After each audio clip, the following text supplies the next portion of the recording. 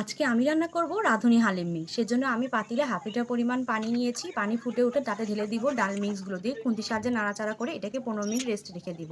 Pressure কুকারে আমি half KG গরুর মাংস নিয়েছি, তাতে দিয়েছি পেঁয়াজ কুচি, আদা রসুন বাটা, লবণ, হালিম মশলা, পরিমাণ মতো তেল এবং 1 কাপ পরিমাণ পানি দিয়ে এটাকে 3-4টা সিটি দিয়ে চুলা থেকে নামিয়ে রেখে দিব। এখন ফ্রাই প্যানে পরিমাণ মতো তেল দিয়ে তাতে দিয়ে দিচ্ছি পেঁয়াজ কুচি। পেঁয়াজগুলো গোল্ডেন ব্রাউন হয়ে আসলে এতে ঢেলে দিব রান্না করা গরুর মাংসগুলো দিয়ে এটাকে কিছুক্ষণ নাড়াচাড়া করে এতে দিয়ে দিব ডাল মিক্সগুলো দিয়ে এটাকে ভালো করে গরুর মাংসের সাথে মিক্স করে কষিয়ে নিব। কষানো হয়ে গেলে এতে দিয়ে দেবো ঝোলের পানি, দিয়ে এটাকে ঢাকনা লাগিয়ে রেখে দিব। মাঝে মাঝে ঢাকনা উঠিয়ে এটাকে নাড়াচাড়া করে দিব যাতে করে এটা লেগে না যায় এবং চুলার আঁচটা লো মিডিয়াম হিটে রেখে দিব।